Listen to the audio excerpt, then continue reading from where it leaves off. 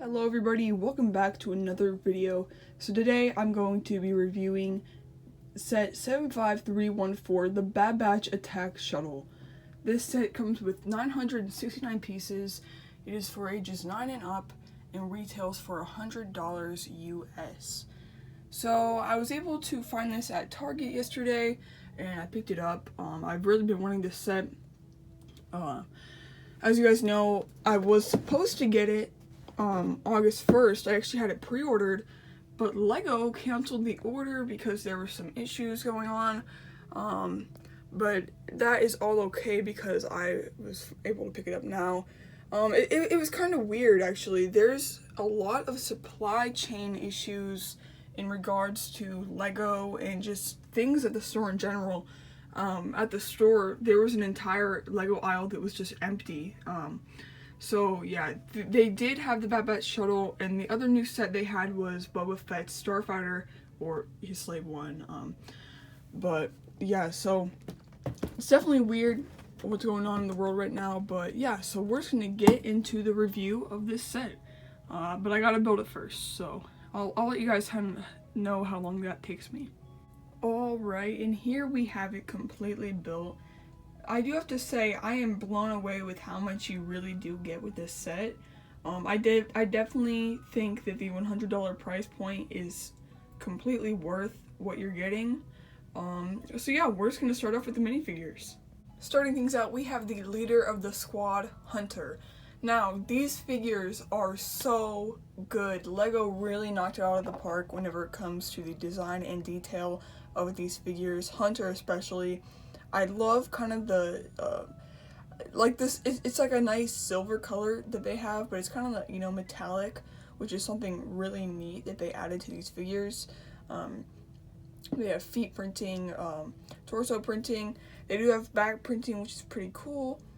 So Hunter comes with his two little knives, which is a very nice attention to detail.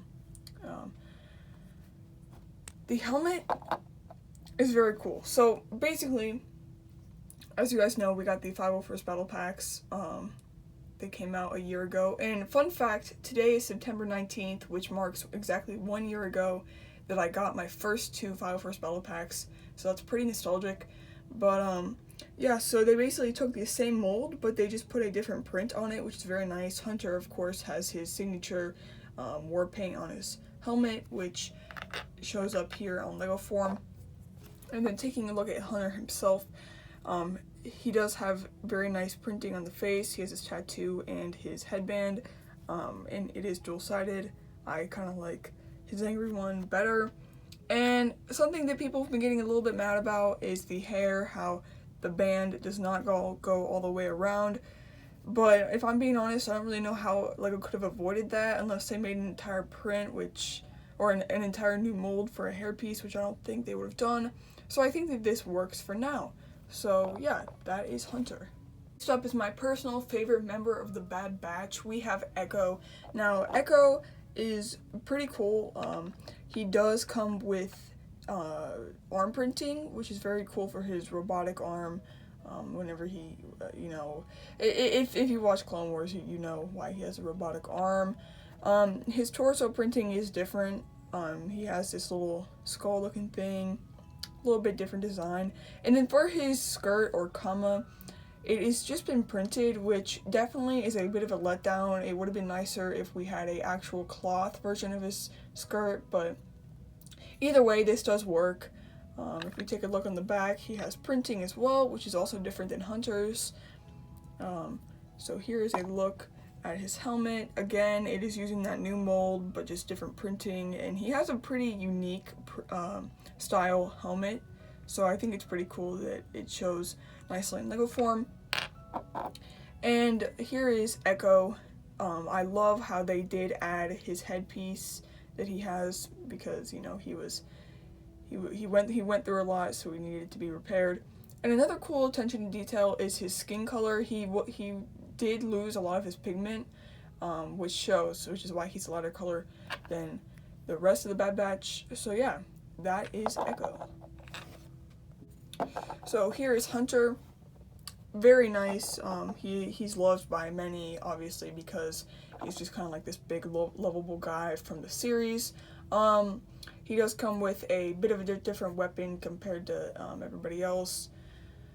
Yeah, so he has this new mold that we've never seen before. It's for his armor, and it does end up working with height because it does make him a little bit taller than everybody else. I don't know if you can really see, but this armor piece does make him taller, which is accurate.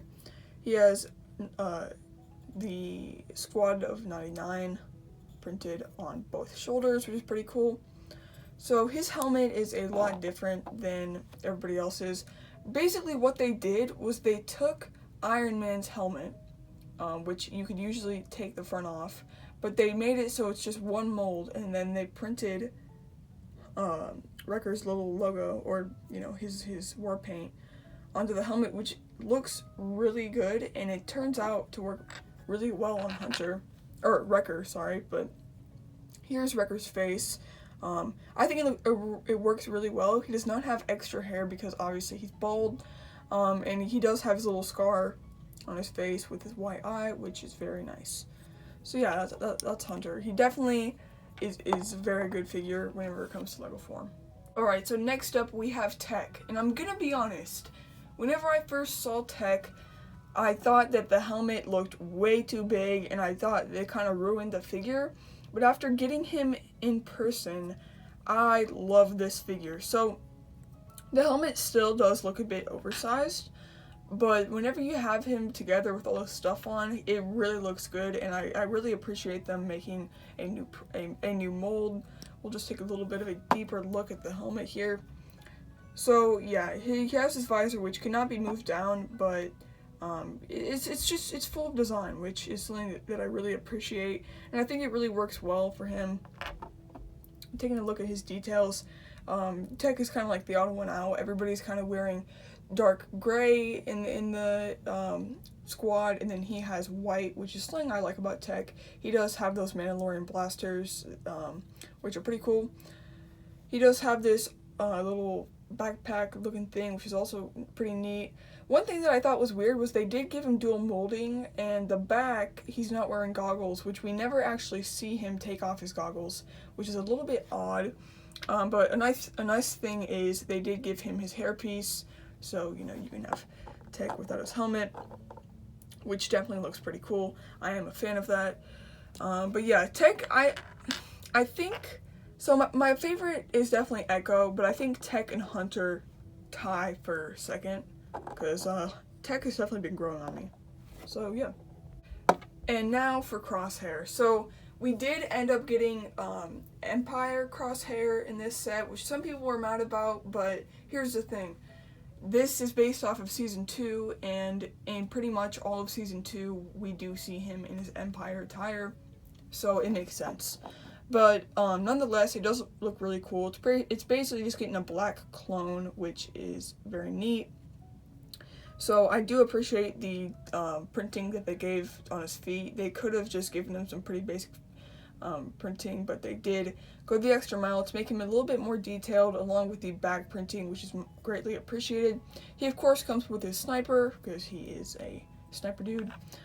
And yeah, here's his face. He has his little I forget what those are called, but it's like his little aiming down sights thing that he has over his eye. I believe it's a tattoo, probably, but because I know sometimes clones like to tattoo themselves.